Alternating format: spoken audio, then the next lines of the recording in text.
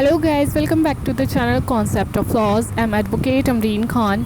Today we start a topic, contractual liabilities of a minor. So the video is all about minors contract. Indian Contract Act 1872 के अंदर minor की क्या contractual liabilities होती हैं, या फिर ये कहा जाए क्या ये जो माइनर होता है, माइनर पर्सन होता है, वो एक वैलिड कॉन्ट्रैक्ट में एंटर कर सकता है and discuss the nature of minors agreement and its legal effects.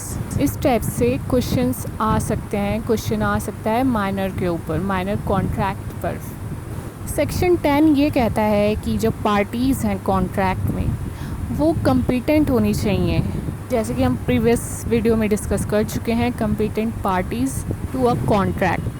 Section 11 ये कहता है कि हर एक वो पर्सन कम्पिटेंट है कॉन्ट्रैक्ट के लिए जो कि एज ऑफ मेजॉरिटी अटेन कर चुका है according to the law to which he is subject. और जो पर्सन साउंड माइंड हो, मतलब कि उसकी दिमागी हालत ठीक हो और किसी भी कॉन्ट्रैक्ट से जिसका जो कि उसका सब्जेक्ट है उससे वो डिस्क्वालीफाई ना हुआ हो, तो वो कौन से पर्सन्स होते हैं जो इनकम्पिटेंट होते हैं कॉन्ट्रैक्ट के लिए। फर्स्ट है माइनर्स, सेकंड है person of unsound mind and third है persons disqualified by law to which they are subject. जैसे कि अभी हमने डिस्कस किया है सेक्शन 11 में, तो कौन होता है माइनर, ये क्वेश्चन यहाँ पे अराइज होता है। According to the Indian Majority Act 1875, minor कौन होता है? वो पर्सन जिसकी एज 18 ईयर्स से कम है। A minor is one who has not completed 18 years of age. In case of minors जिनके की पर्सन या प्रॉपर्टी या फिर दोनों ही उसके गार्जियन को अपॉइंट किया जाता है by the court of wards, और माइनॉरिटी कंटिन्यू रहती है एज ऑफ 21 ईयर्स तक। According to Indian Contract Act, majority एक नेसेसरी एलिमेंट है किसी भी वैलिड कॉन्ट्रैक्ट के लिए। Now we discuss nature of minors agreement. Section 10 कहता है कि पार्टीज़ कम्पिटेंट होनी चाहिए कॉन्ट्रैक्ट के लिए, और सेक्शन 11 कहता है कि a minor is not competent to the contract. But इसमें ये कहाँ बताया गया है कि माइनर अगर एंटर करता है किसी एग्रीमेंट में तो क्या वो उसके ऑप्शन पर वॉइडेबल है या फिर ऑल टुगेदर वॉइड, पूरी तरीके से वो वॉइड कॉन्ट्रैक्ट होगा। ये जो कंट्रोवर्सी है ये फाइनली सेटल की गई थी 1903 में बाय द प्रिवी काउंसिल इन इसमें जो ये केस था मोहरी बीबी वर्सेस धर्मोदास घोष, जिसमें सर लॉर्ड नॉर्थ ने ये ऑब्ज़र्व किया। तो जैसे कि एक्सप्रेसली ये प्रोवाइड किया गया है कि जो इनकम्पिटेंट पार्टी है उसके द्वारा जो भी कॉन्ट्रैक्ट होगा वो वॉइड माना जाएगा, और जो माइनर है वो इनकम्पिटेंट है किसी भी वैलिड कॉन्ट्रैक्ट के लिए। So the minors agreement is absolutely void. Now we discuss effects of minors agreement. Minor के एग्रीमेंट के क्या इफ़ेक्ट्स होंगे? अब जैसे कि माइनर का कॉन्ट्रैक्ट वॉइड होता है तो यहाँ पर कोई कॉन्ट्रैक्चुअल ऑब्लिगेशंस भी अराइज नहीं होती है। माइनर के एग्रीमेंट के जो इफ़ेक्ट्स हैं वो इंडिपेंडेंटली वर्क करते हैं किसी भी कॉन्ट्रैक्ट में, तो इसको हम कुछ पॉइंट्स से हम इसको डिस्कस करेंगे। फर्स्ट है minors contract can not be specifically enforced. Minors का जो कॉन्ट्रैक्ट है अगर वो वॉइड है जैसे कि, तो यहाँ पर कोई स्पेसिफिक परफॉर्मेंस भी नहीं होगी इस कॉन्ट्रैक्ट की। अगर जैसे कि माइनर है वो एंटर कर लेता है किसी कॉन्ट्रैक्ट में बाय हिज हर गार्जियन के थ्रू, गार्जियन जो है वो उसके बिहाफ में, माइनर के बिहाफ में वो किसी कॉन्ट्रैक्ट में एंटर कर लेता है, तो भी यहाँ पर कोई स्पेसिफिक परफॉर्मेंस नहीं होगी माइनर के द्वारा या फिर माइनर के अगेंस्ट में। एक केस था मिर सरवरजन वर्सेस फ़खरुद्दीन। इसमें प्रिवी काउंसिल ने ये बात हेल्ड की कि गार्जियन के पास कोई पावर नहीं है कि वो एक माइनर को कॉन्ट्रैक्ट में बाइंड कर सके, कोई भी जो इमूवेबल प्रॉपर्टी है उसको परचेज़ करके। और जो माइनर है वो एनफोर्स नहीं कर सकता है किसी भी कॉन्ट्रैक्ट को, क्योंकि यहाँ पर जो है कॉन्ट्रैक्ट में कोई म्यूचुअलिटी नहीं है। जैसे कि यहाँ पर माइनर जो है वो एनफोर्स नहीं कर सकता है कोई भी जो स्पेसिफिक परफॉर्मेंस है, तो इसलिए यहाँ पर कोई म्यूचुअलिटी भी नहीं है। सेकंड है, minor is not liable to refund the money gained by fraudulent misrepresentation. मान लीजिए कोई जो माइनर है उसने कोई मनी रिसीव की है फॉल्सली खुद को रिप्रेजेंट करके कि वो जो है मेजॉरिटी की एज है ना अटेंड कर चुका है, तो वो एक मेजर है। इस टाइप से उसने मिस रिप्रेजेंटेशन किया, फॉल्सली रिप्रेजेंट किया खुद को, तो और एक कॉन्ट्रैक्ट कर लिया उसमें जो भी उसने मनी रिसीव की, बट उसके लिए वो लायबल नहीं है। ऐसा प्रीवी काउंसिल ने जैसे कि क्लियर कर दिया है मोहोरी बीबी वर्सेस धर्मोदास घोष केस में कि माइनर का जो कॉन्ट्रैक्ट है वो वॉइडेबल नहीं है। मतलब कि ये नहीं है कि उसके ऑप्शन पे वो वॉइडेबल है कि जब उसने चाहा तो वॉइडेबल डिक्लेयर कर दिया, वो एब्सोल्युटली वॉइड है, खुद ही वो वॉइड है। कोई भी माइनर का जो एग्रीमेंट होता है वो वॉइड होता है, तो वो वॉइड है, तो इसलिए उसकी कोई लायबिलिटी भी अराइज नहीं होगी यहाँ पर कि वो मनी रीपे करे। फॉर एग्ज़ाम्पल जैसे कि एक पर्सन है जो कि माइनर है, उसने मनी बोरो की पर्सन बी से ₹20,000 फॉल्सली खुद को रिप्रेजेंट किया कि उसने जो है मेजॉरिटी की एज वो अटेंड कर चुका है, वो 18 से अबव 18 ईयर्स ऑफ एज है या फिर उससे अबव है। फॉर एग्ज़ाम्पल यहाँ पे एक पर्सन है जो कि माइनर है, उसने मनी बोरो की बी से ₹20,000 खुद को फॉल्सली रिप्रेजेंट किया कि वो जो है 18 ईयर्स ऑफ एज कंप्लीट कर चुका है, फुल एज ऑफ मेजॉरिटी वो अटेंड कर चुका है। और जब बी को पता चलता है कि वो एक माइनर है, एक माइनर है, तो वो उसको स्यू करता है for recovering the money. Fraud के ग्राउंड पर वो उसको स्यू करता है। बट यहाँ पर ये बात हेल्ड हुई थी कि ए जो है वो लायबल नहीं है मनी रिफ़ंड करने के लिए, क्योंकि जो माइनर का केस होता है, माइनर का जो कॉन्ट्रैक्ट होता है वो खुद ही एक वॉइड कॉन्ट्रैक्ट होता है। बट अगर कोई पर्सन सप्लाई करता है नेसेसरीज़ किसी माइनर को या फिर किसी ऐसे पर्सन को जिसको सपोर्ट करने के लिए माइनर बाउंड है, जो पर्सन ये सप्लाईज फर्निश्ड करता है वो एंटाइटल है उस माइनर की प्रॉपर्टी को रीइंबर्स करने के लिए। ऐसा सेक्शन 68 में दिया गया है। थर्ड है, minors contract can not be ratified. क्योंकि माइनर का जो कॉन्ट्रैक्ट है वो वॉइड होता है, तो यहाँ पे कोई क्वेश्चन ही अराइज नहीं होता रेटिफिकेशन का।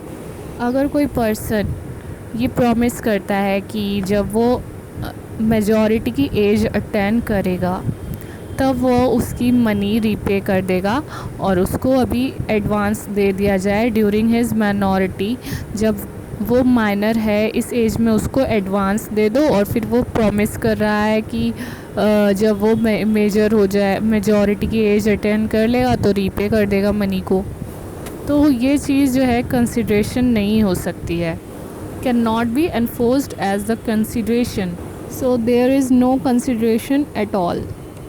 अगर कोई जो प्रोमिसरी नोट है जैसे कि, तो जो कि दिया गया है किसी ऐसे पर्सन के द्वारा जो कि मेजॉरिटी की एज अटेंड कर चुका है और उसने साइन किया है इस पर, और जो अनदर पर्सन है वो एक माइनर है, उसका साइन है इस पर, तो ये जो मनी रिसीव की जाएगी, मनी जो रिसीव की जा रही है ये एनफोर्सेबल नहीं है, लॉ के द्वारा ये एनफोर्स नहीं है। फोर्थ है, transfer in favour of a minor is enforceable. Contract act में ऐसा कहीं भी नहीं दिया गया है, ऐसा कुछ नहीं दिया गया है जहाँ पर कि माइनर को रोका जा सके एक प्रॉमिसी या फिर एक ट्रांसफरी होने से। लॉ के अकॉर्डिंग माइनर कैपेबल है कोई भी बेनिफिट को एक्सेप्ट करने के लिए। ये बात हेल्ड की थी full bench of the Madras high court, जिसमें ये मॉर्गेज एग्जीक्यूट किया गया था in favour of a minor. Minor जो कि जिसने एडवांस लिया था मॉर्गेज मनी, जो कि एनफोर्सेबल था, एनफोर्सेबल बाय हिम, और या फिर उसके बिहाफ में कोई और अनदर पर्सन जहाँ पर कि परचेज़ कर सकता है। माइनर एक परचेज़र हो सकता है किसी इमूवेबल प्रॉपर्टी लाइक जैसे हाउस।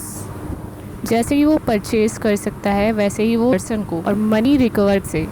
इस प्रिंसिपल पर high court of Rangoon and Madras ने ये बात हेल्ड की कि एक जो प्रोमिसरी नोट होगा एग्जीक्यूट किया जाएगा माइनर के फेवर में, वो वॉइड नहीं होगा, माइनर के द्वारा वो एनफोर्सेबल हो सकता है।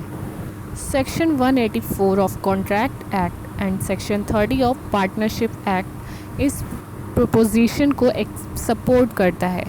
सेक्शन 184 ऑफ कॉन्ट्रैक्ट एक्ट कहता है कि एक जो माइनर है वो एज अ एजेंट एक्ट कर सकता है, एज एन एजेंट, बट दूसरे एजेंट्स की तरह नहीं।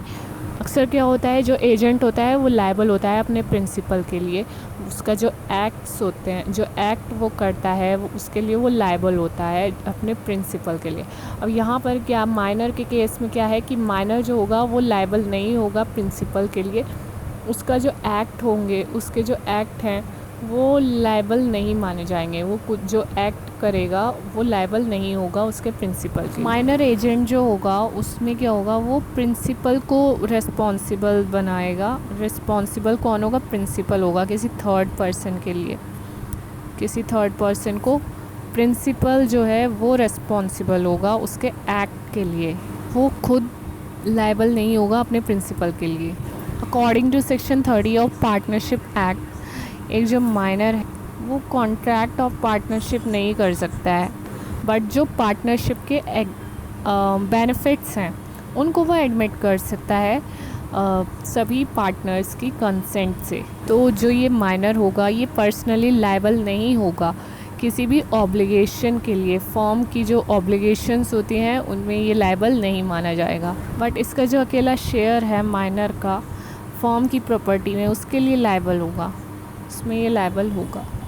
देखिए ये इतना कॉम्प्लिकेटेड नहीं है टॉपिक, अगर आप इसको रिपीटेडली देखते रहेंगे तो क्या होगा कि आपके जो डाउट्स हैं वो धीरे धीरे क्लियर हो जाएंगे और आपको अच्छे से समझ आने लगेगा, आपके माइंड में फिक्स हो जाएगा। जहाँ पर भी आपको डाउट लगता है आप रिपीटेडली इसको देखें। 5th पॉइंट है, estoppel has no effect upon minors contract. जैसे कि यहाँ पर काफ़ी चीज़ होते हैं, जैसे कि क्या माइनर लायबल होगा अगर वो कोई फॉल्स रिप्रेजेंट करके अपना एज को मेजॉरिटी शो करके कॉन्ट्रैक्ट करता है, तो क्या वो लायबल होगा? अगर वो ऐसा करता है कि किसी अदर पर्सन को, अदर पार्टी को फॉल्स अपनी एज बताता है, 18 कंप्लीट हो चुका है या फिर मतलब एज ऑफ मेजॉरिटी अटेन कर चुका है, ऐसा कुछ वो बताता है, अगर ये जो कंट्रोवर्सी है ये सेट की जाएगी प्रिवी काउंसिल के डिसीजन से। केस था जो कि था सादिक अली ख़ान वर्सेस जय किशोर। इसमें ये बात ऑब्ज़र्व की गई, ये ऑब्ज़र्व किया गया कि जो डीड एग्जीक्यूट की गई है एक माइनर पर्सन के द्वारा वो बिल्कुल नल है, नल एंड वॉइड। तो इसीलिए इस पर कोई, इसके अगेंस्ट कोई एस्टॉपल भी नहीं हो सकता है। 6th पॉइंट इसका ये कह रहा है, नो लायबिलिटी इन कॉन्ट्रैक्ट और in tort arising out of contract. तो जैसे कि कहा गया है कि एक माइनर का जो एग्रीमेंट है, ऑफ कोर्स ये एक वॉइड कॉन्ट्रैक्ट है, इसका कोई लीगल इफ़ेक्ट नहीं है। लॉ के अकॉर्डिंग माइनर जो है वो इनकेपेबल है अपना कंसेंट देने के लिए। देखिए बात चाहे डायरेक्ट की जाए या फिर इनडायरेक्टली की जाए, एक जो माइनर पर्सन है जब उसके कॉन्ट्रैक्ट का कोई लीगल इफ़ेक्ट ही नहीं है, वो वॉइड है, तो उसकी कोई लायबिलिटी अराइज नहीं होती है। तो ये सीधा सीधा इसमें कहा गया है।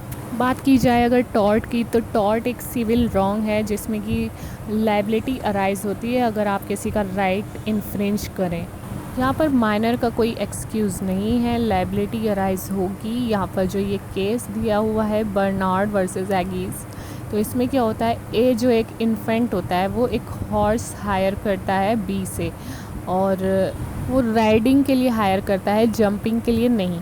तो ए जो होता है वो जंप करता है काफ़ी लॉन्ग डिस्टेंस, और जो है उसका जो हॉर्स होता है वो मर जाता है, किल्स इट। तो ए की क्या लायबिलिटी होगी बी के लिए? ए ने हॉर्स को सिर्फ एक पर्पज़ के लिए हायर किया था, राइडिंग के लिए, नॉट फॉर जंपिंग। बट उसने उसको यूज़ किया, हॉर्स को यूज़ किया अनदर पर्पज़ के लिए भी। सो देयर इज़ अ टॉट होली इंडिपेंडेंट ऑफ कॉन्ट्रैक्ट। तो यहाँ पर ए जो है वो लाइबल होगा for damage caused by the death of B's horse. B का हॉर्स की डेथ के लिए वो लाइबल माना जाएगा। तो ये सब था माइनर के कॉन्ट्रैक्ट में। तो आई होप कि आपको अच्छे से समझ आ गया होगा। सो गाइस मिलते हैं नेक्स्ट वीडियो में, तब तक के लिए बाय बाय, टेक केयर।